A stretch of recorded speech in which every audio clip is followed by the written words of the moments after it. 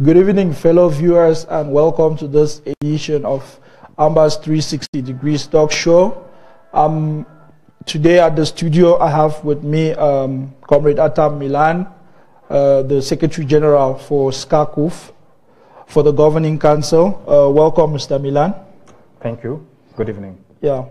So, thank you so much for coming through, Mr. Milan. We have tried to get you on studio ever since after the third conclave, and up till only today we had the time to bring you on live, and we are really excited because there's a lot of questions that our people are asking out there, and since after the third conclave we really haven't had time to talk, and also the population is anxious to hear from especially leaders within the Governing Council. What is the status update of the movement? Where are we now in terms of the struggle and all that? And I'm hoping that as we have you in studio now, before the end of this show, you will be able to give us some clarity in those regards. So to start off, I have a lot of questions from viewers of our other shows and also the comments that we are getting on Facebook. But to start off, I would just like you to give us like a status report on the movement, on SCACUF, on the Governing Council, so that we all know. Thank you very much. Sure. As you know, we have just come back from the third conclave not too long ago, where the Governing Council was able to put in place an Executive Council with a chairperson, a vice chair, and a secretary general. We have also been able to transform what were called the organs into departments, so they are a lot more full-fledged. They have these actors have got a bigger role to play. Sure. We also have been able to put in place the Southern Cameroon's Ambazonia blueprint, which outlines the vision that we have for our country when the time comes. You must have followed the chairman's speech, which was the State of the Struggle address. And I think from the last conclave to today, it's been approximately a month. There's been a lot of work that we are doing internally. There's a lot of house cleaning. There is a lot that was not sitting properly, and we need to look at all of this, see how we try and realign everything and ensure that everything is on track. Okay. For me, coming up for this interview is largely because I understand that there is a clamor for information, for understanding of what's going on. There is also this impatience to see things happening. And the fact that perhaps not enough information is going out. We are lucky that we are having more and more visibility and a bit more communication coming through the spokesperson. But we think, I personally, and I think the Governing Council thinks that we need to do more. So there is a lot of work that is being done, and my coming here is just to assure our viewers that we are very, very much aware that there is this thirst for information, to know what's going on, and to see things moving with a faster pace. But we also need to understand that for progress to be made, there needs to be planning. And planning takes time. You don't just rush. Very often, anything that we've done in a rush has turned out to be calamitous. So we are trying to ensure that we approach things from a very, very from a very informed perspective. Okay. So in a sense, I think that is where we are, and my coming here tonight is just to get our compatriots, our viewers, to understand that there is a lot of work that's going on in the background. Okay. Thank you so much, Mr. SG. Yes, I'm glad, and indeed there is a lot of questions out there, and I'll try to come up to ask all the questions that we've gotten from our viewers, from our people, through all our platforms. Well, the very first burning issue is that our people are asking, why has the Governing Council not made an official statement regarding the bunker video, the video of our people in the bunker? So we want to understand why haven't an official statement as a position of the Governing Council gone out yet? Well, and to the best of my knowledge, he has already sent out a communique to that effect, denouncing the barbarous condition in which our compatriots find themselves, that has already gone out. And I think when the chairperson speaks, he speaks on behalf of the whole governing council. And so we do not require everybody to go out there and talk. But I think there is, over and above what the chairperson has done, you've seen for yourself that we've worked very hard. This information has gone to the rest of the international community. It's been condemned on BBC and a whole host of, even I think France 24, a whole host of media houses around the world. So for us, it's not just the statements that the chairperson makes. It's about how we get this information out to the rest of the world so that they understand what is going on in Cameroon. So there is a lot, I think, and over and above that, you do know that there is the law firm F.R.A. to whom we refer most cases like this, so that basically what the law firm does is that it continues to build the case that will be carried out against the Republic of Cameroon, and especially the individuals who are behind this. Like I keep saying, I think we've gone past the time, and the phase where we want to bundle the whole Republic and make it guilty. We need to start identifying specific individuals who are guilty of crimes against humanity, like the one in the bunker, and get them prosecuted when the time comes. Thank you, Mr. SG. I think that leads me to the very next question. The Follyhock law firm. 2 weeks ago, in one show, one of the leaders from SCACUF, Mr. Julius Tabe, he made a statement that kind of like had a lot of outrage within our community when he said there is no lawsuit. And now I want to ask it to you. I want to ask it straight to you. Is there a lawsuit against La République? Have we filed a lawsuit against La République, or there is no lawsuit? And also, in that light, I want you to talk more on what is the Follyhock law firm that we have contracted.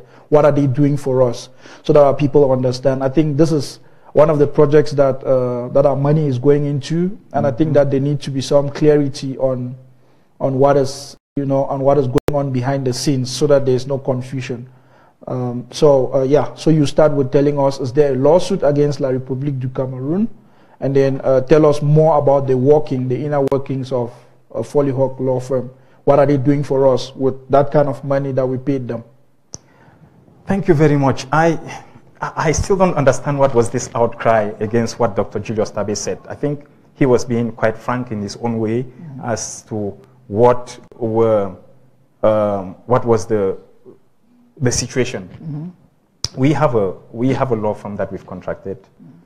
The law firm is there for all of us, and I think we all need to take advantage of the fact that it's there and get it to work on our behalf.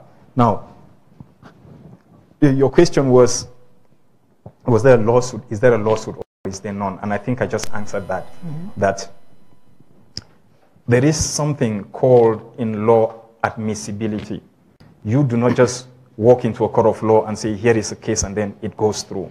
You need to build your case to the point where it is admissible. And what the law firm is doing at the moment is collecting all the information, the pieces of information that would be instrumental in our case being admissible. It is not easy to take anybody to a court of law, to the ICC, or to a court of law, or to the ICJ on the basis of crimes against humanity and so on. And these are the kinds of crimes that we want to prosecute certain individuals in La République for. So the question should be, when is this lawsuit going to kick into effect? Okay. And that is a question that we all have to answer. It's the responsibility of each and every one of us to be able to answer that question, because the more we all bring information, the more we all go out and fish for information, then we will all be able to contribute towards the building of this lawsuit. So the law firm is there to help us legally, but we have got to do our own homework. Okay. Now, your question was, what was it again? What is this law firm doing on our behalf? I think it's done a lot. I've said it before, and I'm saying it again. We've got a law firm that has a firm, I'd rather just call it a firm that plays a role that goes beyond the legal. It is there also to help open doors for us. It's doing a lot of lobbying for us. It has been able to channel our information, our problem, our history, our story to the likes of Amnesty International, I've seen a number of international organizations publish on the situation, the human rights, the humanitarian situation in Cameroon and in southern Cameroon specifically.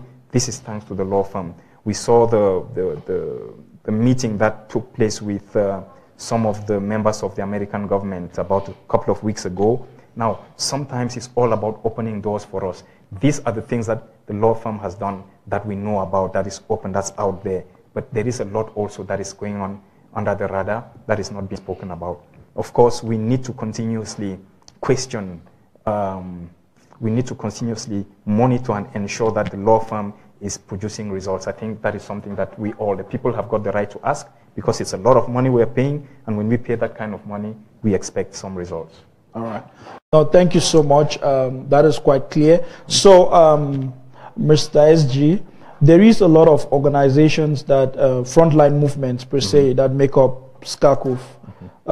Why is it that we are not seeing joint statements made by all those movements to support the SCACUF strategy that we are pursuing? Because I think if we had more of joint statements from various frontline movements, it would make it easier for our people to be believing in the unity that that SCACUF represents. So why aren't we seeing those type of statements? A couple of weeks ago, maybe 2 or 3 weeks, Chairman Fongalamfo actually did a video, which I think everybody saw. He is the chairman of the SCNC. We have had statements and support statements coming from Chairman Augustin Dangam. And these are from them as stalwarts of our movement, of our struggle. However, we mustn't forget, and it's important that we understand how this nomenclature works. The Governing Council has put in place an Executive Council, which is headed by a chairperson. The chairperson not too long ago did a State of the Struggle address. He was speaking on behalf of the Governing Council. Now, he doesn't just go out there and do his speech or do whatever he wants. There is continuous consultation with the other struggle heroes, the other struggle movements. I need to remind everybody that the Governing Council meets every week, which is something that has been introduced, and I think that's great. Now we begin to see a lot of movement and traction, and that's why I'm saying there is a lot that we don't see, but a lot that's happening. One of the new things, something that we all, I think, is laudable, we need to be grateful for, is that the chairperson has actually introduced weekly meetings with the Governing Council, something we never had before. Now, the Governing Council meets every week, it discusses issues, and let me take advantage of this and actually explain to you, but also to the viewers. All the departments, the country coordinators meet once a week. And they make their contributions in terms of what's going on in their countries, what are the projects they're working on. Many of these projects then fit into what the departments are doing. Every department has got to meet at least once a week. At the end of each week, the Secretariat organizes a meeting or coordinates a meeting where each and every department gives a report of its activities. Then through this meeting, the Governing Council members are apprised of what the departments are doing, and during this meeting between the Governing Council members and the departments, Governing Council members can ask questions and heads of departments can ask questions back and forth. But it is also during these meetings that departments then propose major issues, major projects, major action points for the consideration of the Governing Council. At the end, there is a third meeting. So there is a meeting of the heads of departments, the joint meeting between heads of departments and the Governing Council members. Then the Governing Council members then sit and deliberate upon those discussion points that have been raised and take decisions. The job of the chairman and the Executive Council is now to go out and put into motion those decisions that the Governing Council has taken. So you do not need necessarily to see everybody of the Governing Council out there, but you need to know that when the chairperson speaks, the chairperson is doing so on behalf of the Governing Council, same like the SG and so on. Okay. All right. Thank you. So one of the things, there's a lot of agitation out there, especially on social media. And I want to ask a straightforward question. I think our viewers would appreciate that.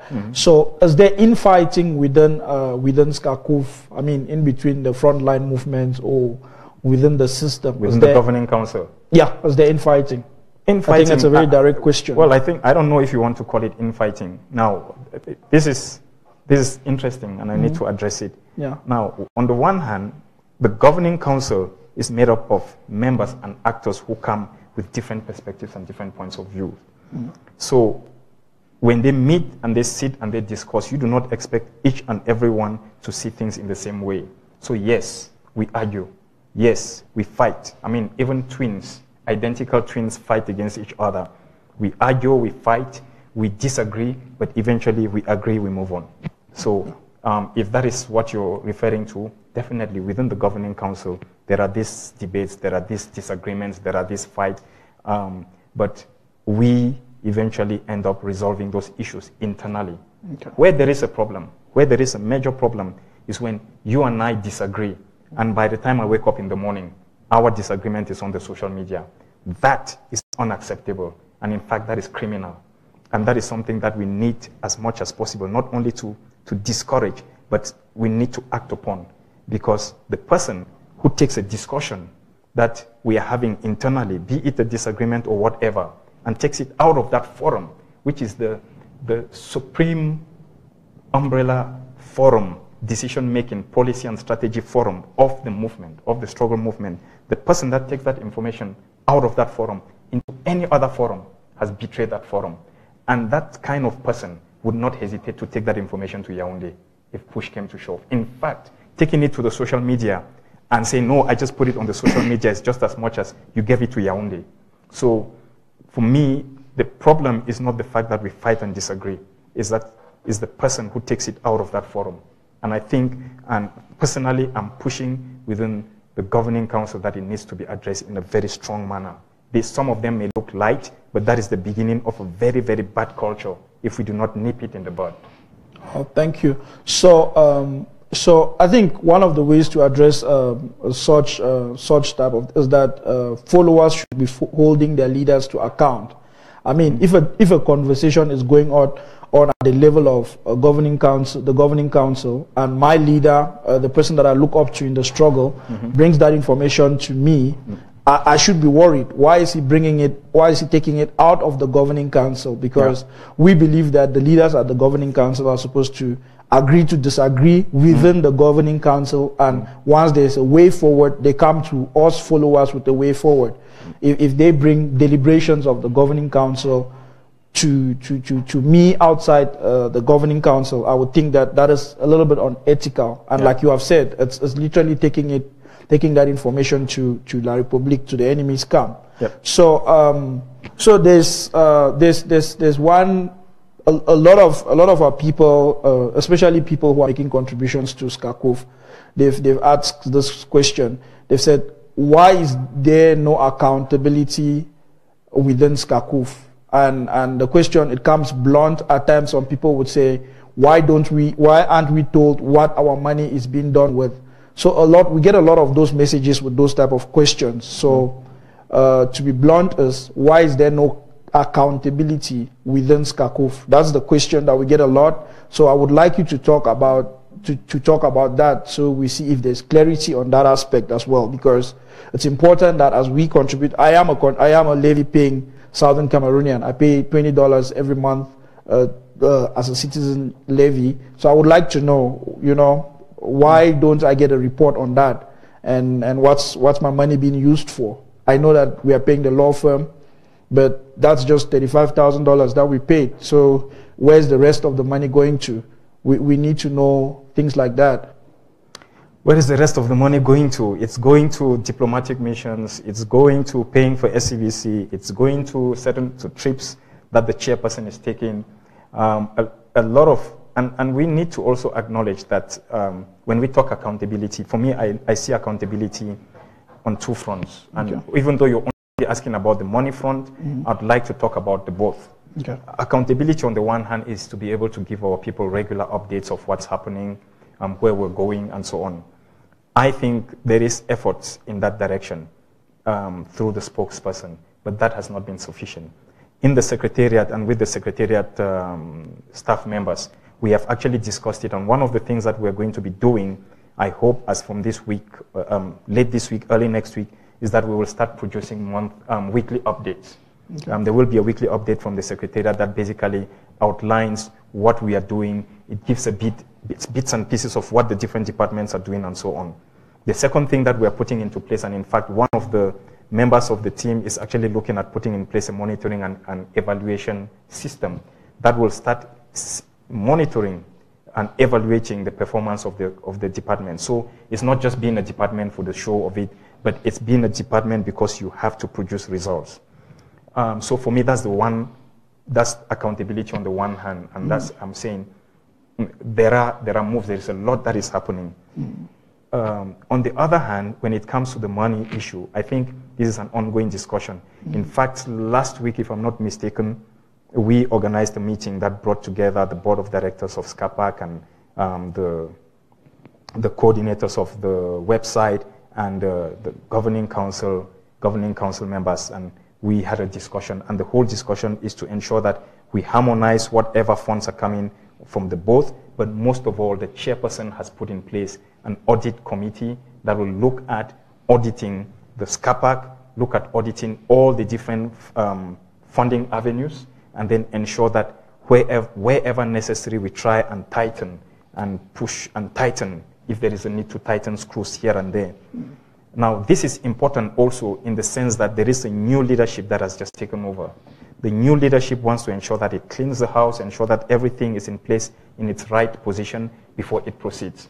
And as a result, I think that accountability after that auditing process, I hope and I'm confident that the chairperson is going to send out some kind of release that says the auditing process has taken place, and henceforth, these are the key elements or aspects that will be looked into with regards to our funding. So once again, a lot is happening. Okay. So thank you so much. I think that brings some clarity. I'm happy to hear that there is an audit going on and we are going to get a report. That is comforting for me, and I think that's comforting for other levy-paying citizens. So, Mr. Milan, this comment comes up a lot, and now on our feed we are getting that comment again. So some people say Milan is SCACUF, and I'm getting confused here because I remember clearly that the formation of SCACUF happened by accident in a meeting that Southern Cameroonians in South Africa organized and invited all frontline movement organizations, and we met at the first conclave in Nigeria, and that's how SCACUF was formed. And this we keep getting these comments that Milan is SCACUF, SCACUF is Milan's property, and things like that. So would you want to make a comment on that before we go on? Milan is SCACUF. Yeah, SCACUF is it your property? Well, I've heard all kinds of stories. You would notice, the first thing I need to address, you would notice that you would never, hardly ever find me on social media trying to deride or to sabotage anybody. But I do get a lot of information of people who say things like that. And I can understand. People have got lots of reasons to be disgruntled. For many who have seen the struggle as some kind of money-making scheme, they are not happy because we're beginning to put in place those mechanisms that will ensure that there is accountability, that there is transparency, that there is, people just need to know what is happening.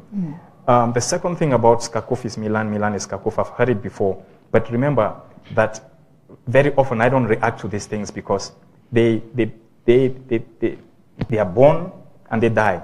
Not too long ago, there was a big outcry about Milan coming from Momo, and then there was a big outcry about Milan being Nigerian, and I understand not too long ago that Milan is actually 11th province. So there is a lot. And I continue to say, even if I was Nigerian, so what? If you have got a Nigerian who decides to take up your cause and fight for it and give it his all, shouldn't you be thankful? And why is it that being Nigerian and fighting for the cause is a problem, and yet we all embrace Comrade Christoph Messner? Yeah. So you tend to ask yourself question, what is behind the disinformation of those individuals who are pursuing such an agenda? So answering your question, and it comes as no surprise, we do have comrades who are very, very angry that Milan has not given them a position. And I keep saying Milan does not have that kind of power. Nobody, not even the chairperson, has got the power to just do whatever he wants. Most of these things get discussed, debated in the governing council. Now, SCACUF is made up of struggle movements which have come together to form a common platform from which they operate. I'm not the leader of any of these movements. When somebody says that, then by implication, you are disregarding and in fact insulting somebody like Pa Mfongalamfo. You are insulting and disregarding somebody like Pa Augustine Dangam. You are insulting and disregarding somebody like Professor Anyangwe. These are people that I turn to and I go to every now and then to ask for advice, to ask for guidance, to tell me. And of course, not everything that they tell me I agree, and not everything that I propose to them they agree. But the bottom line is these are the leaders, frontline movement, leaders to whom one would defer to. Today we've got a chairperson who's, thank God, we got a chairperson, we've got leadership, and somebody who listens, who consults. And if you talk to every single leader, from Fongoji Dinka all the way to all the leaders, they'll tell you that we've got a chairperson who consults, he calls them, he talks to them, he listens. And at the same time, within the governing council and within the executive council, he listens. He's able to call you back, he calls, he receives calls, he listens. So a lot of what we do is done through a consultative process. But so the only thing I can tell you with regards to some of this disinformation and misinformation and rumors is that it is being peddled by individuals who have got an agenda of their own. Otherwise, how would you explain the fact that in a movement that calls itself a liberation movement, from the 6 o'clock in the morning, people will wake up in the advisory council and the topic of discussion is Milan, Milan, Milan until 9 p.m. at night. And the next day, and the day after, and 5 days down the line is the same over and over and over. I mean, we've got Yaoundé. You would imagine that the leadership of any movement that is worth its salt would be saying, guys, let's focus. There is somebody we need to look at. We've got a common enemy. Let's focus. The moment you turn your guns from the enemy and you start pointing it against your brother, you've lost focus. So the one thing that I can tell you with regards to these rumors is that I've tended to disregard them and try to focus. Thank you, Mr. SG, for that. I think you're bringing in a lot of clarity, and as Southern Cameroonians watching, I think what we should start doing right now is we should ask questions when we get this conflicting information coming out. We should ask proper questions. We should try to engage the bearer of the information if the person is bringing the information to the fore to save their own agenda or to save the agenda of the struggle and things like that. So moving on from that, Milan, a lot has been happening over the last few weeks. The major concern is school resumptions or no school resumptions. I know that the chairman of the governing council made a clear position of the governing council with regards to school resumptions. Yeah. But I would just like you to reiterate, what is the governing council's stand in regards to school resumptions? Well, I think the governing council, represented by the chairperson, made that very clear. Let me be clear from the beginning to say neither does the chairperson nor the governing council nor SCACUF as a whole favor the fact that children do not go to school. Everybody would want their children to go to school, to have an education. We all want, the children are agitating. I know, I was a student in the 90s when we had the ghost towns. I know how you become itchy to want to go to school. Parents want their children to go to school because it helps them to stay out of mischief. There are all these things that we are all concerned about. The parents are concerned, the children are concerned, the leadership is concerned, everybody is concerned. So nobody takes joy or pride in wanting to hold children back from going to school. It is all about what are these children going to gain out of going to this school. If you have teachers who cannot speak proper English, if they are being taught in English, and I'm not saying English should be the language, it could be in our native languages, but the bottom line is that whoever is teaching that language needs to be qualified.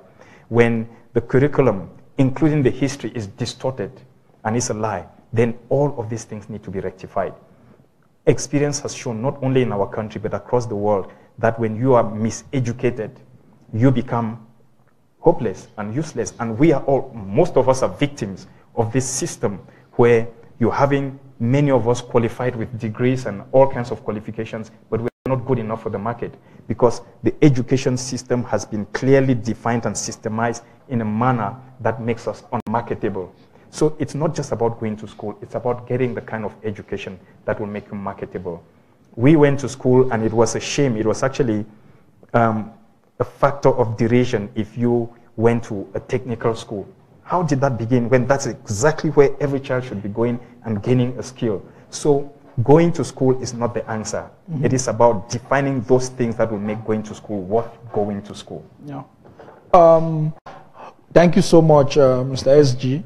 So one of the things that that has also been a bone of contention the last few days has been the 3 days ghost towns. Mm-hmm. What we haven't seen is an endorsement of the governing council to the 3 days ghost towns. I don't understand. So why haven't we seen that endorsement from the governing council? Because we saw it's the position of the consortium. The consortium, like every other movement, has got the right to take its decisions and to carry out its action, whatever that is. Mm-hmm. And you'll see different movements do different things from time to time whenever they do. None of this has ever been brought to the governing council, and so there isn't much that the governing council should be saying about it. I think this is a question that should be directed to the consortium and its leadership. Okay, we'll do just that. So, Mr. Milan, this September is coming up. There's a lot of pressure going on, going towards the parents, going towards school proprietors, going towards anybody that is a stakeholder of school. La Republique is mounting a lot of pressure in form of just pressure. They have the administrative control of our land. Mm-hmm. They're mounting a lot of pressure on these people, parents, students, teachers, and all those people. So I want you to send a message to those people. Why should they withhold their children from going to school? Why should the proprietor close their doors from opening it for school in September? I want you to send a message to those people. Well, let me start by saying, and not wanting to preempt the work of the ad hoc committee that has been set up by the chairperson to look into the aspect and the issue of going back to school. Okay. A communique will be going out either tonight or early tomorrow morning that will enable, that will clearly inform our people that 3 ad hoc committees have been formed. There is an ad hoc committee on the 1st of October. Mm-hmm. There is an ad hoc committee on education that's chaired by Vice Chairperson Tasang. Mm-hmm. And there is an ad hoc committee on the UN General Assembly. The UN mission, yeah? Yeah, the UN mission. So these are the ad hoc committees that have been put in place. And one of the reasons why we have got the ad hoc committee on education is specifically to try and answer this question that you asked, to say, what do we as parents need to think about when we think about September and going back to school? It is important for me to re-emphasize the point that nobody should take pleasure in withholding their children from going to school. Mm-hmm. And therefore, when we take that decision, it's because we are thinking of a brighter tomorrow. And the only thing I can say is I'll refer everybody back to our blueprint, which was published about 2 weeks ago, if I'm not mistaken. Yeah, 2 weeks. The blueprint is out there. Oh, and by the way, let me thank each and every single one of our compatriots who went through that blueprint and sent feedback. The Secretariat has taken into account all your feedback. The document is being reworded and tweaked here and there to ensure that when it gets released in the next couple of days, it reflects a lot of what you did as input. So thank you. Yeah, so thank you so much for bringing to the fore that, in fact, there is some ad hoc committees that have been created for specific purposes, leading up to the weeks and months ahead for specific reasons. Yeah. You've mentioned a committee to look at a mission to the UN, towards the UN General Assembly. And you've talked about the educational ad hoc committee, and you have also mentioned in passing the 1st of October. Mm-hmm. So as a member of the governing council, as the leader of the secretariat, and you run all these departments, what are we putting in place? What are we doing to ensure that the 1st of October doesn't come and go like any other 1st of October for Southern Cameroonians, where we are clamoring for freedom, or probably we just have a few people who come out. What is the plan to ensure that this 1st of October is different from all the other 1st of Octobers? I have already received a number of inputs from our various compatriots with regards to the 1st of October. But like I said, I'm trying as much as possible not to preempt the work of the ad hoc committee. Chairman Fongalamfo is going to be heading that committee. And I think it would be wise and prudent that we give the committee the chance to give us leadership, show us the way, so that whatever the committee pronounces and says, this is the route we're going to take, then we all follow. Okay. I am privy to some information in terms of what people have been sending, but I think we need to, all we are doing at the moment is channeling this information to the committee, and then we wait for the committee to give us guidance. Okay. All right. Okay. Well, thanks for that. So, we are clear on that. We really, like, there's a lot of momentum out there within our communities, both abroad and at home, looking forward to going to Boya on the 1st. And we are happy that there's an ad hoc committee, and we are happy that it's led by a veteran, Dr. Fongalamfo. It's led by somebody who has been there, and we are certain that with his experience, he's definitely going to take all the inputs that are coming in, and this 1st of October will go down in our history as a special date, and we are looking forward to it. So let me see. There's this question. Even as you think about that question, I need to say the 1st of October for me shouldn't be a day when, someone will say it's a day that the moon is, you see the eclipse. It shouldn't be. I think for all of us, it is all what is going to be in our hearts. It doesn't need to be a day that is special because the rain fell or didn't fall, but largely because it's a day that we are going to commemorate in style. And that could be just like what the Jews did during the Passover, symbolic. And once it's symbolic and we all adhere to it and it makes sense to us, that is it. We don't need anything else. Like they say, the tiger does not need to cry, I'm tiger. The tiger is tiger. So we are Southern Cameroonians, we are Ambazonians. You don't need to do anything special to be Ambazonian. Okay. No, thank you. So, Mr. Milan, I have seen you. I've seen you gone abroad on a couple of trips on diplomatic missions, and I want to ask a straight question. As it stands now, and we are looking at 1st of October, the status of the struggle. Would you tell us how many countries, are now available to back our independence, to support our independence as a people? Can we get a number for that? No, we can't. Let me answer the question. We've carried out quite a few diplomatic missions, and in fact, we continue to. As we speak, I know that Comrade Elvis Kometa is already out there for another diplomatic mission together with he's leading a small team on a diplomatic mission to one of our African countries.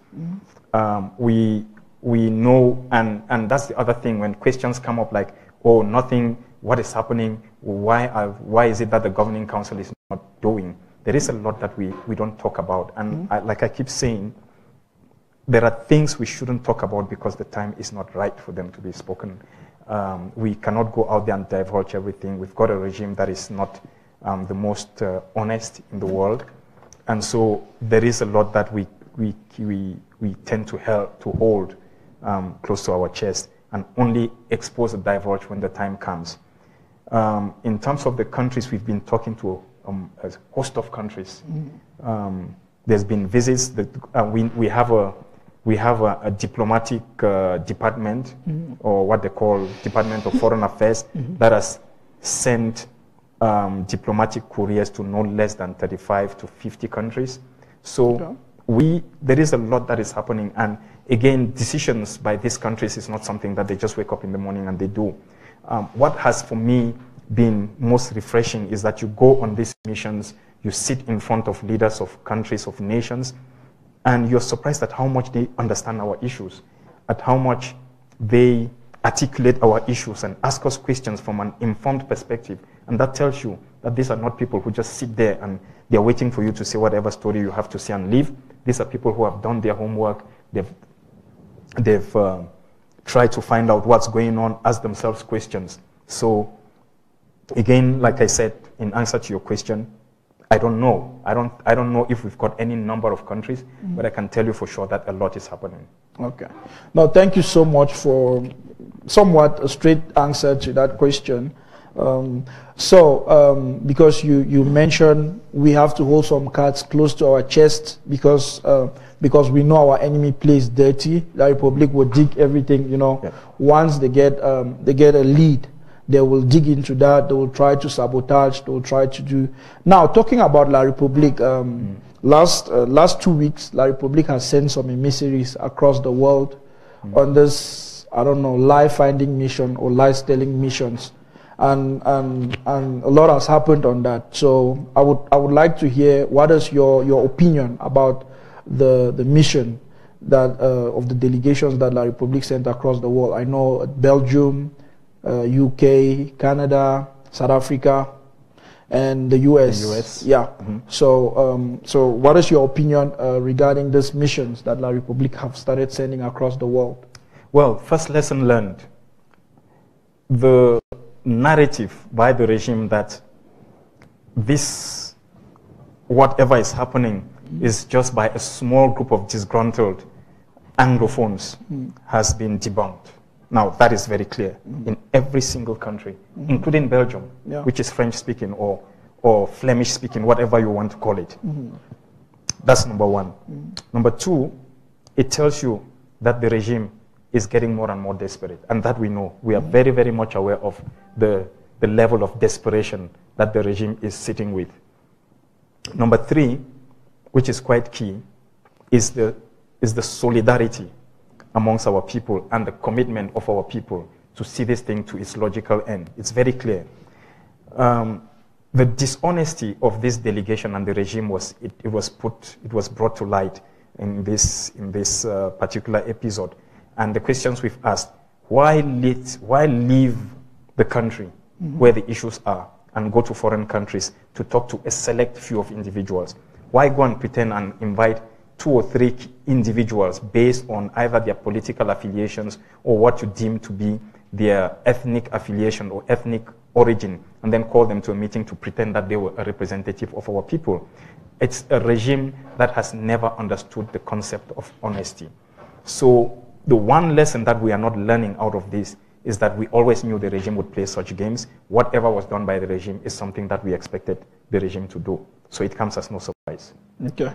So that leads directly to the question on how the reception that our people gave the delegations from the regime. In Belgium, they were fought. In South Africa, they were chased out. In the UK, in Canada, they disappeared. A lot of that happened. And specifically in Canada, what happened in Canada is that our comrades got to the embassy in Canada and they were told that the meeting has been moved, that the meeting has already held earlier in earlier hours, and they insisted that because they called them and they came down at that hour, they want whatever minister that came from Cameroon to come and address them. So that didn't happen, and it led to a kind of a takeover of the embassy in Canada. Yeah. So that takeover, one thing led to another, and in the anguish, people burned down a La Republique flag. And in response to that, especially around social media, we have seen a lot of videos of Francophone Cameroonians coming up, and they are threatening the southern Cameroon's community that if we there burn their state symbols again, they would fight back, and they are saying that they would go after southern Cameroonians. I know our leaders have in the past said we have got a bone of contention with the regime, with the system of La République du Cameroun, and it's from there we want our independence, not from the Francophone community itself or the people of La République du Cameroun. And most of our leaders have said we would live, side by side as good neighbors. So with that kind of rhetoric coming up from the Francophone community, I fear, are we going to go down a route where you would start seeing a fight between Francophones and Anglophones?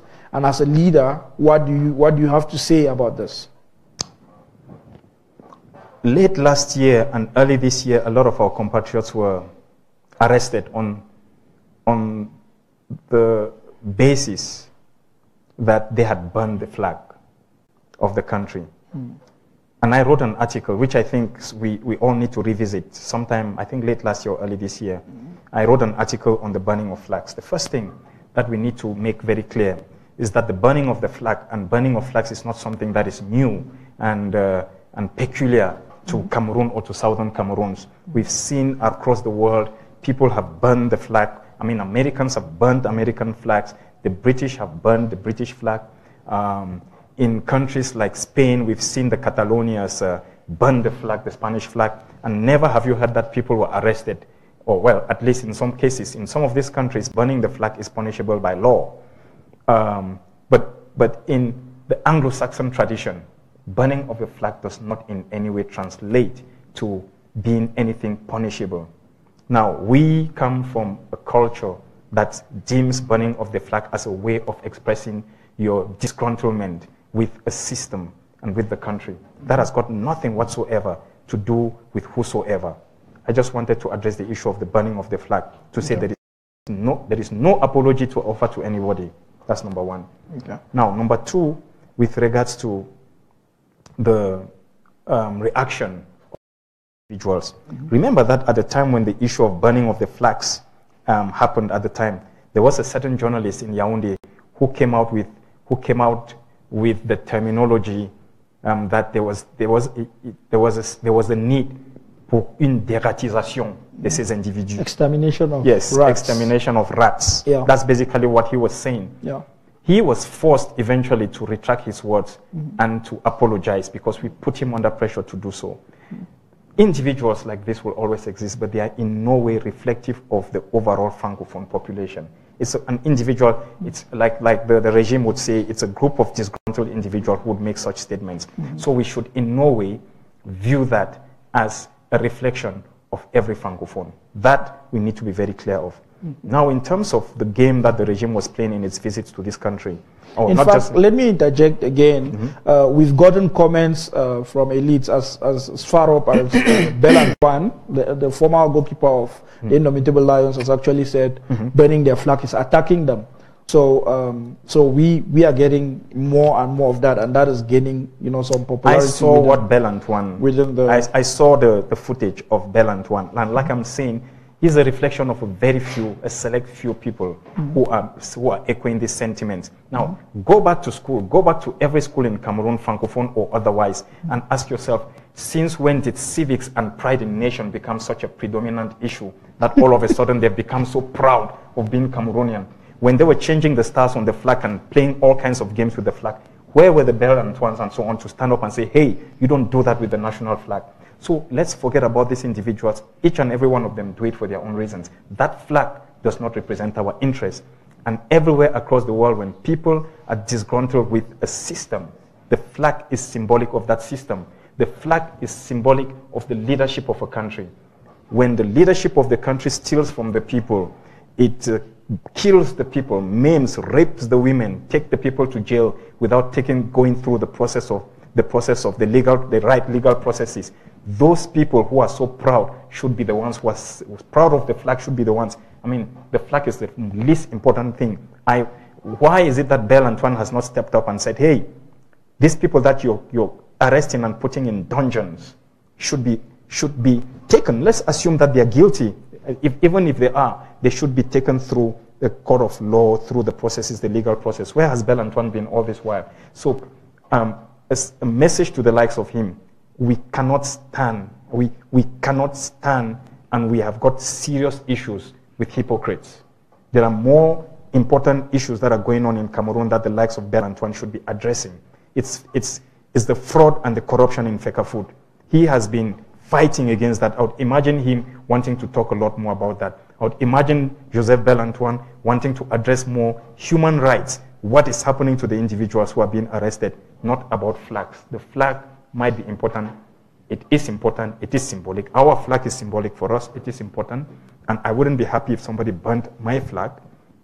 But at the same time, the flag needs to be symbolic of a nation that should be proud of itself. And that's what the message that needs to go back to them. Okay. And like I said, back to this whole issue of going to the embassies and the games. And I remember when we sat in my office, the whole group, and brainstorm and strategize on the games that this regime would play in terms of its visit to South Africa. We knew exactly what they were going to do. It's inviting a few individuals, taking them to places where they're not supposed to go, pretending that they're inviting people for dialogue, whereas that's not the case. And people were in their right to be incensed by a regime or a government, in this case, that pretends to be for them. So I have no issues whatsoever with people who express themselves the way they did. Okay. Well, thank you so much for that response. I think you've clarified a few things. Mr. Milan, in light of the diaspora visit by Cameroon emissaries, and also what has continually happened is that there's still this arrest without warrants that is going on in southern Cameroon, and the height of this was epitomized by the video of our brethren found in a bunker where there is no light, and the toilet is in the same room and all that, and it's really angered southern Cameroonian activists around the world. and there's a lot of talk now and talking towards retaliation, and I've heard a lot of activists saying, no, we are going to start taking on La République embassies in response to this arrest, in response to the brutality on our people. We are not going to wait. We are not going to go and talk. We are going to take down. In fact, some activists have gone as far as saying we should burn down embassies, La République embassies across the world. So, what is your take on that? Back to the arrest and dumping into dungeons, dark dungeons with no light of our compatriots. It goes back to those individuals who pretend to be so proud of the flag, to say, why have we not seen any statements from them? And how do you expect the people who are going through such pain to not burn flags? Now, back to your question around the reaction and the occupation of embassies and burning down of embassies. Now, we have got every right to manifest, one, to express our dissatisfaction and our anger with the system. But I don't know, and I'm not very sure whatever individual might have gone out there and asked that embassies be burned down. Now, we should not become the enemy that we are fighting against. This is the one thing I keep saying. We are fighting against the regime. We are fighting against the system. We are not supposed to become that system. Burning down of the embassy does not in any way help us. That is why I'm very proud of our compatriots in Canada. I'm proud of our compatriots in Belgium, in the UK, in the US, and also in South Africa, because for all the anger that they expressed, it was in their power to injure, to harm some of the workers at the embassies. They did not do it. It was in their power to burn down the embassy or destroy the embassy, but none of it was done. And I think we should be proud of these compatriots who went out there, expressed their anger, but they expressed it in a very responsible manner. Yeah. Whoever goes out there and starts to tell them to burn down embassies must be mad in the head, because we must consider, firstly, those embassies are our property. So when the time comes when we are going to be sitting with La République and discussing how we're going to share this property, we will have to be bearing the cost of those embassies that we've burned down. So it's important that we safeguard this property, which is ours, because one of those properties that we will definitely insist that even before anything, there is no argument, is that all the embassies in Anglo-Saxon countries or in Commonwealth countries automatically come to us. That's natural. For the other embassies, and considering that 60% of the wealth of that country, 65, 70% comes from us, we will then have a discussion around how 65% of those embassies will come to us and they can keep 30 or 35%, whatever. So it is irresponsible to go out there and tell people to burn embassies. Those embassies, occupy embassies, yes. Go in there to express your grievances, yes. Go there, burn the flags, I really don't care. But we will not be burning down buildings. Remember that in every country that you go to picket or to demonstrate, you have to seek permission from the government of that country. Once you are seen to be unruly and to be destructive, it begins to take away some of the rights that we have in those countries. But it also begins to give a very, very negative connotation of the people that we are. And we are a responsible people. Okay. Now, thank you so much for that.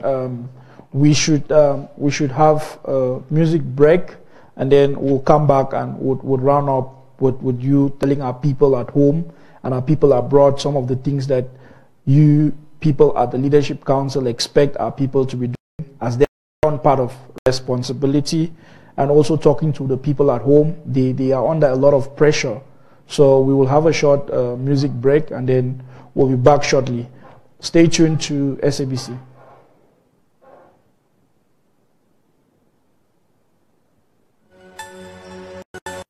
Blue Nation, baby. Stay with me, oh. No leave me, no leave me, oh. I love this beat, it's crazy. One It's SCACUF Productions. Under the rainy weather, call me, I go come all in live. On the sun, rainy weather, call me, I go run all in live. Anything for you, oh. All I see is you, oh. See them lock out, say our love no go stay.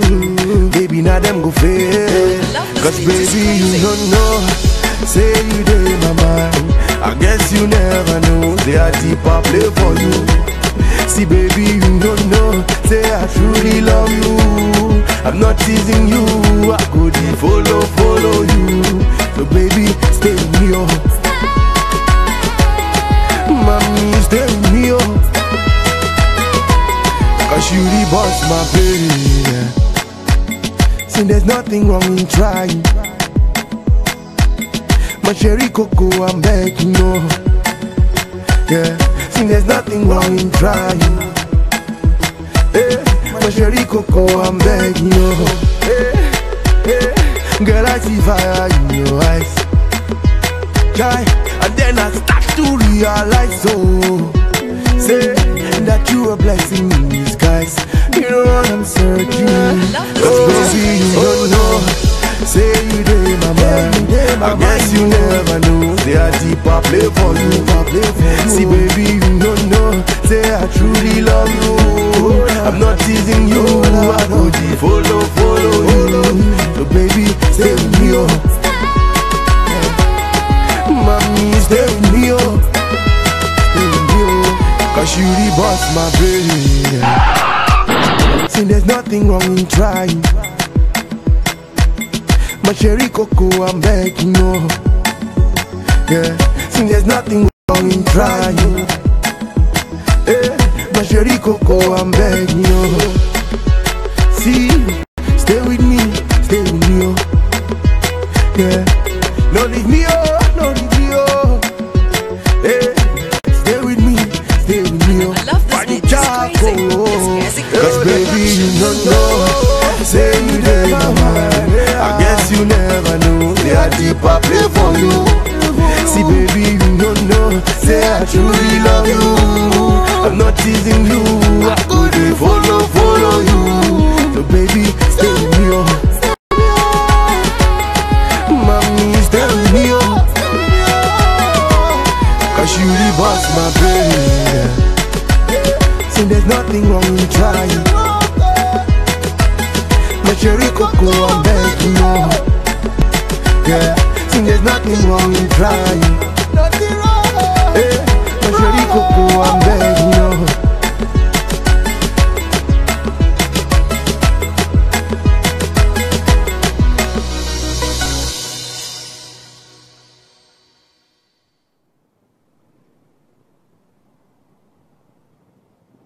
Welcome back. Thank you so much for coming through, Mr. SG, and thank you for responding to some of the questions that our compatriots have been asking. So as we round up towards the last hour of the show, I want to talk to something where from the chairman's speech. he spoke particularly and passionately about a day, the 1st of September, and he said for some kind of symbolism, we will observe a Passover, and it will symbolize the passing over of La République's kind of education that doesn't address the needs of the people of the country. So maybe you want to reiterate and talk to that message so that our people at home are a little bit prepared for that day, for the 1st of September, to observe that Passover. Well, like I mentioned, a lot of the action that we will be taking as a people will be symbolic. The symbolism in itself is very, very powerful, and I think even the regime knows. That's why the regime is working so hard to try and ensure that some of these things don't happen. Chairman asked that we perform a symbolic act that was not in any way detrimental to the health, to the society, or to anybody, but simply and in a very, very quiet manner send a message out to the regime, to the oppressor, but also send a message to each other to say, we are together in this. And I think he was very clear as to what each and everyone had to do with the leaf and everything during that particular event. So as a build-up and as the committee, once again, now you're asking me to talk about things I didn't want to talk about. The committee that is working on this will look into all of this and put together a package that it will be giving to our people to perform when the time comes. Okay. And just to remind our viewers back at home of how the Passover of education, the Passover of bad governance, and then moving into our new country and embracing what is our own, what is truly Southern Cameroon. The chairman specified that on this day, people at home should have green branches and white cloths, tie them on their doorposts, on their fence posts, just to symbolize that we are celebrating a Passover as a mark, that we are standing with our brothers and sisters in prison. We are standing up for our brothers and sisters who have lost their lives in the terrible hands of La République, and just to symbolize that we are showing the world that we as a people have decided that we are going to take our own self-determination into our own hands and start doing things our own way.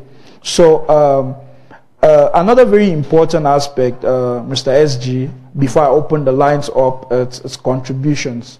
SCACUF depends on those monthly contributions, whether in form of levies, citizenship levies, which is $20 a month, or donations, just donations. So I would like you to talk a little bit more to that and encourage our people to go and register on the website and start contributing. So talk a little bit to that, then we'll open our lines up. I mentioned earlier that the chairperson has actually put in place an audit committee. We are hoping that by the end of this week, the audit would have taken place, which then gives us a blank slate to start from and to be able to say this is where we are. I am hoping also that at the end of this process, the governing council will be able to put something. And again, we all need to be very realistic. The governing council is not going to bear open and put everything out there for the enemy to see in terms of where we are, but it will at least inform the people that the audit process has taken place and this is where we are. Once that happens, my appeal, and the appeal has always been there, is that we have to go out massively and start making our contributions. There is the Southern Cameroon's Investment Fund that was launched a few months ago. We are being encouraged to put money into this fund because it is that fund that enables you, instead of contributing and going through donor fatigue, you are able to invest some money, and your money will be giving interest that will be used for the struggle. There is, of course, the citizenship levy, which we are all expected to pay. That too, everyone needs to go and do it. My appeal, therefore, is that before the end of this week, each and every one of us needs to go out there, identify 2 individuals who have not registered, who are not yet paying their dues, and make it our duty to pull them with us and ensure that they register and that they start to make their contributions. We all need to understand that for us to be successful, we need to put in place certain structures. We have got a number of diplomatic missions which are ongoing, funds are going into this. We've got a number of diplomatic missions which need to be followed up on.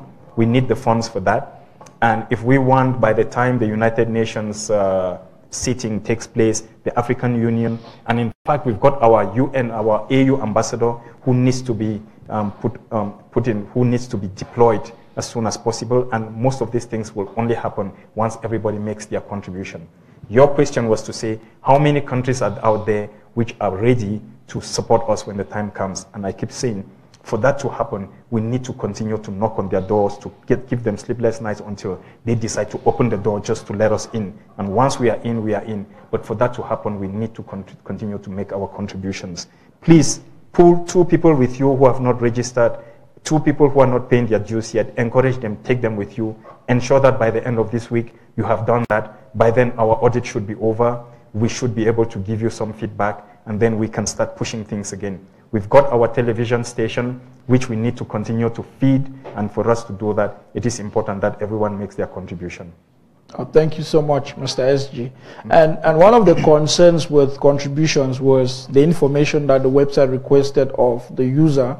And I just want to announce to our viewers and users that all that has been kind of toned down. Yeah. Now you donate completely anonymous. When you go and register on the website, a specific number is assigned to you, and it's just with that number and your email address that you log on to the website, and your information is completely anonymous and nobody sees your information. So it's completely safe to go and donate if your concern was that security of sharing out your information.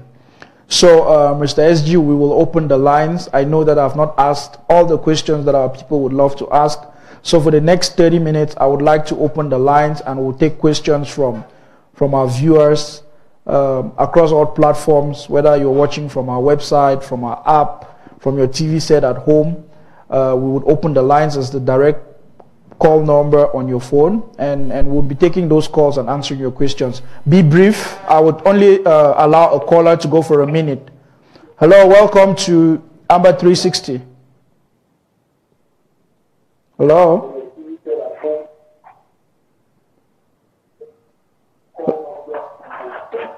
Hello?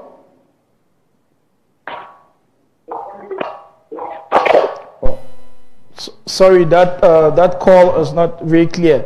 So each caller only gets a minute to ask a question or to make a comment. You have to make it brief. We only have 30 minutes to go. So once you call, you have to turn down the volume of your receiver, or you move away from your receiver if you're watching from a TV set. So you call, you have a minute to ask your question or make your comment. We want to take as many calls as possible. Hello? Hello? Hello, welcome to the show.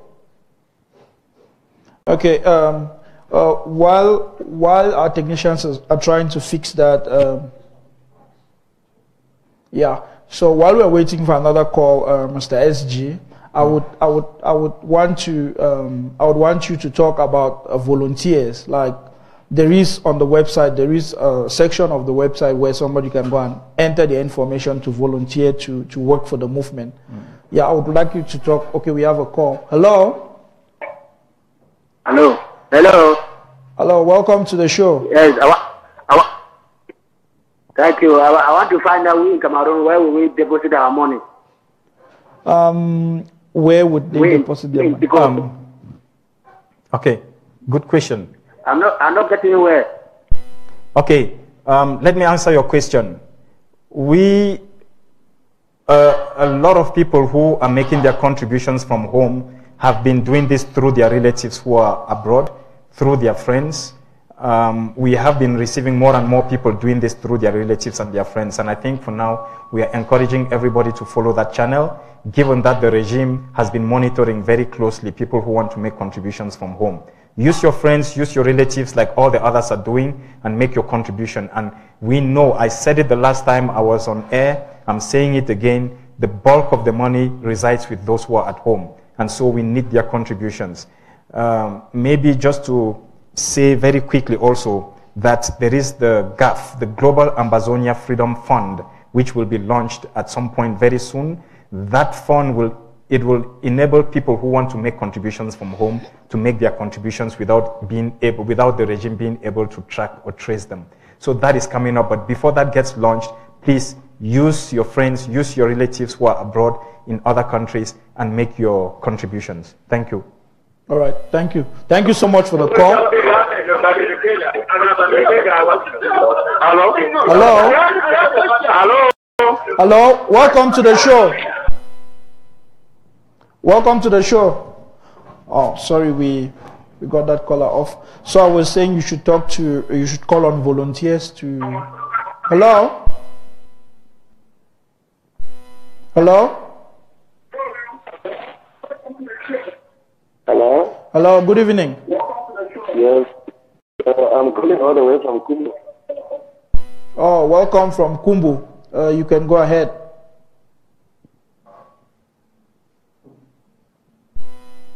Hello? Hello? Hello? Hello, welcome to the show. Hello? Hello? Yes. Good evening. Good evening and welcome. Thank you so very much. Hello? Yeah, we are listening to you.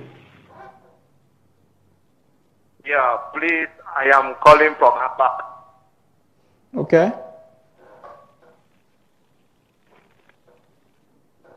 So Yeah. please, I just want to contribute.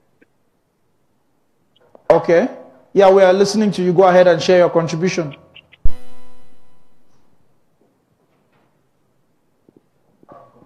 Oh, sorry about that. So yeah, I wanted you to call on volunteers to go on the SCACUF website. If somebody is sitting at home and feels that there's some work that they can do to help the movement or to help in one or two departments, they can go and fill out that. Maybe you wanted to make that call as well, Mr. SG. Well, I think we need as many hands on deck as possible. That has always been there, and thank you for raising that. I think as much as possible, those who have got skills should bring their skills on board. I had said it before, I'm saying it again. We've got lots of technocrats, we've got lots of people with skills, qualified, who do not have or necessarily are interested in the politicking, but who just want to contribute something to the struggle. I'm glad to say, and I'm very, very elated to say more and more our compatriots are beginning to step forward and volunteer their expertise. The beauty of being deprived people in and within our territory is that it has pushed millions of us to leave the territory and go and learn new skills and become skilled in lots of different ways in different countries. And today we've got people who are skilled in basically any and every field you can think of. And I think more and more we're asking these people to bring their expertise and contribute to this new nation that we want to build. So please go to the website, check out the admin at scacuf.org, send your mails, your requests, everything, admin at scacuf.org, send it to the administrator. She would know exactly what to do and who to channel it to. Okay. No, thank you for that. So our lines are still open. Caller has 60 seconds to ask a question or make a comment. We just have about 15 minutes to go to round up. So if you want to call in and ask the SG a question, he's right here.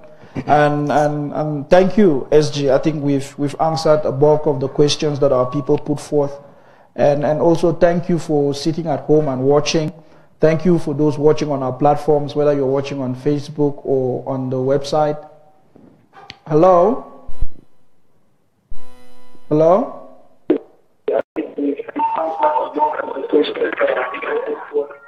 Hello? Hello? Hello, welcome to the show. Hello? Hello, welcome. Hello? Hello, welcome to the show. Go ahead, you have the mic. Yeah, I wish to ask just a simple question that on the 1st October, we are in what?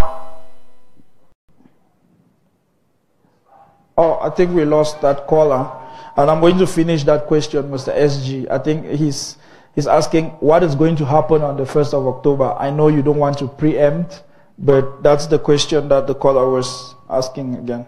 Well, on the 1st of October, we are going to celebrate the restoration of our statehood. How we do that is something that I do not have the full answer to, because once again, in as much as I've got ideas of my own, there is a committee that has been put in place, and I think we need to respect the role of that committee. Okay, all right, thank you. Hello?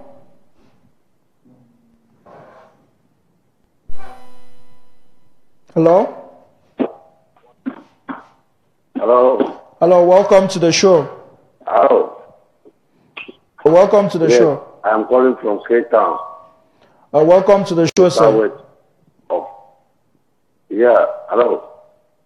Go ahead, you have the mic. Hello. Go ahead and ask your question. Talking about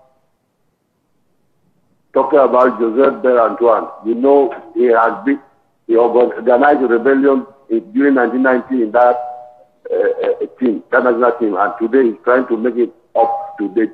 I'm sure he's looking for a post. Why are we saying it's just the language of somebody that's looking for a post in the government?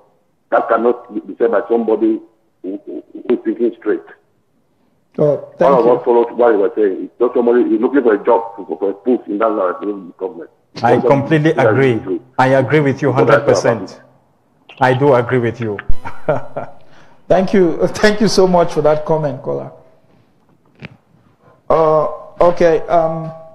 Something that you have mentioned, Milan. You've mentioned that at the Secretariat you are bringing up a monitoring. Hello.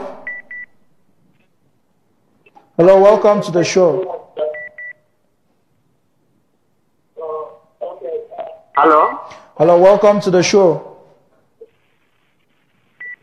Hello? Hello. You are live on Ambas 360. Hello? Hello? Hello? Do you have a caller online? Caller is gone. Hello?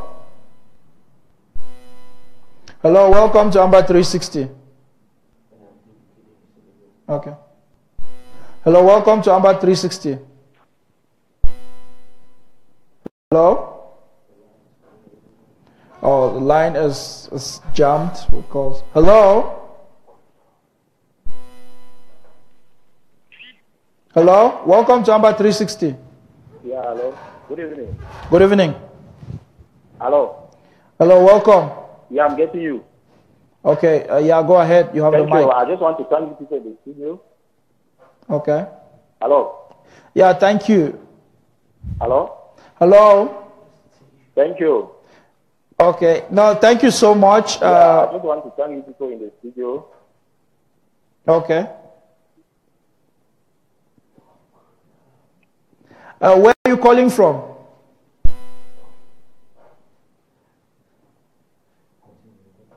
Milan, I was talking about the monitoring committee department that you said you were creating at the Secretariat. I think monitoring and evaluation is very important in as much as we're working as volunteers. Hello? Hello, welcome to the show. Hello? Hello. Hello? Your voice is a bit low. If you can speak a bit loud. Hello? Yeah, so I wanted you to reiterate on that new committee. I think it's very important that that as we start building a new nation, we should, start in that light of measuring work, and actually the people who are just lazing around, we should start flushing them out of the system and things like that. So, well, I think maybe instead of putting it that way, the essence of monitoring and evaluation generally is to try and improve. Okay. We don't want it to be some kind of a punitive tool that people use that we use to punish people, but rather to help them improve on their performance. Okay. There is a caller. Oh, hello. Yes. My name is Kem Gabriel. I'm calling from the United States.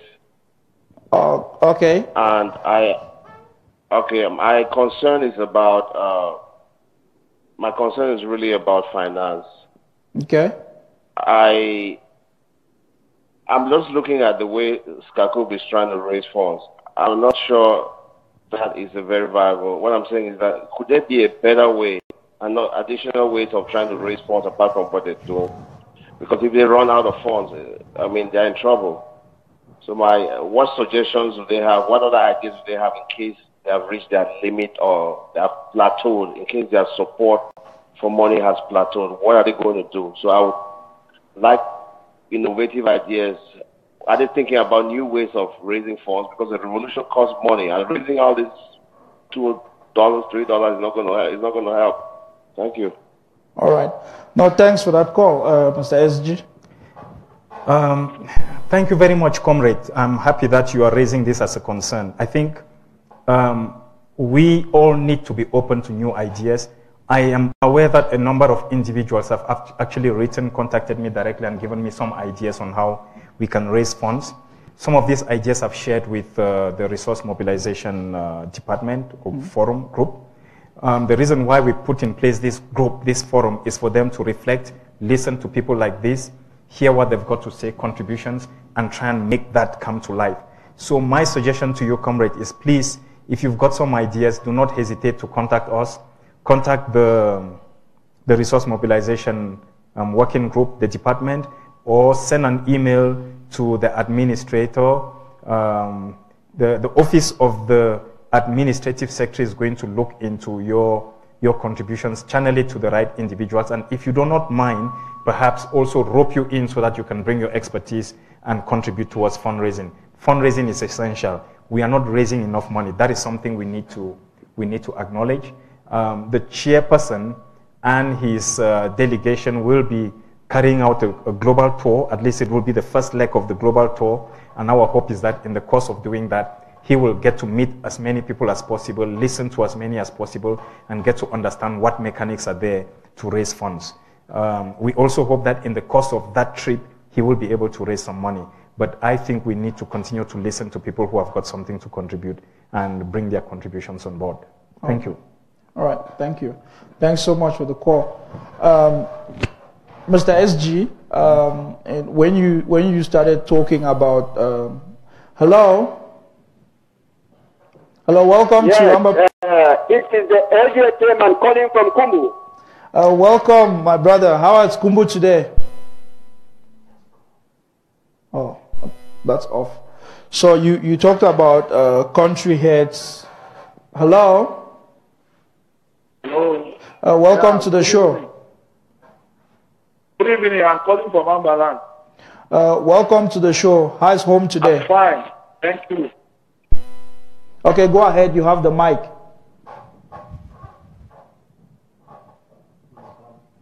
Oh, sorry.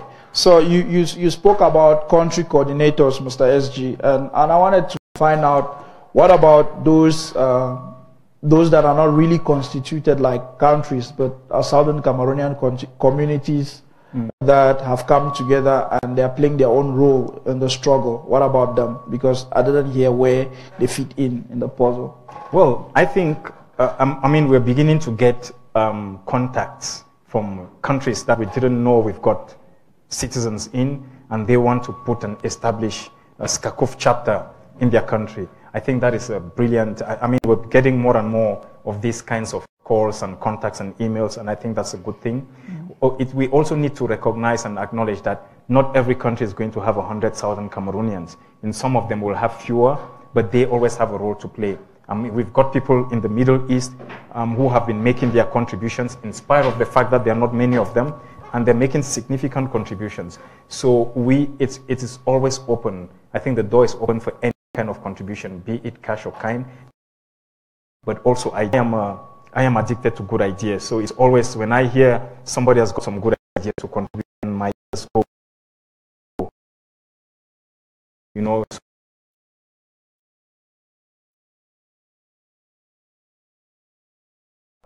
we want every single one of our citizens to feel ownership of this revolution.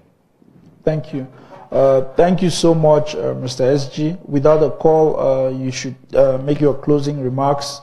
And then I think we should release you. We are really grateful to having you on the show today and to come and answer the few questions that you have. Well, thank you very much. It's unfortunate that a lot of the callers and be able to channel it to the leadership, but I'm glad that I've been afforded this opportunity. For somebody who has been, for somebody who owns SCBC, I'm surprised that this is only the second time that I'm given this opportunity. I think what we want to do is we would like as much as possible to be afforded the opportunity to come and express and explain to the people and give them feedback as much as possible of what is happening. I do not think that I've been getting enough airtime, and I would love to have a lot more if you do not mind, but also other members of the Governing Council. Yesterday, I was talking to one of our veterans, one of the stalwarts of our struggle, one of the gentlemen who has given all to this struggle. And the one thing that came across to me is that perhaps we are not paying enough attention to those people who sacrificed, and now many of them are sitting in the shadows. More and more, we're getting people who seem to be taking and seizing the limelight and taking all of it. But I think we need to pay attention to those people. I've mentioned Chairman Fongala 4, who in spite of he's a pillar of the struggle, even to this day in the Governing Council, but we don't get to see a lot of him at this moment. I think we need to give him that kind of visibility. The same for Bandangam, same for Ngoji Dinka, but there are others who have been sacrificing for a long time whom we don't get to talk about. And I would like to mention, for instance, former Governor Achu Mofo. We try to reach out to them, not only because we want to give them airtime, but also because these are the people who have got our story, our history. And we are lucky to have them alive. Let's take advantage and start talking to them. I will be willing to facilitate that kind of conversation. But I think you in the studio should also think about it. No, thank you so much, Mr. SG. We want you to extend to everybody in the Leadership Council and everybody in the movement that they are welcome to contact us, and we'll arrange for airtime for all of you.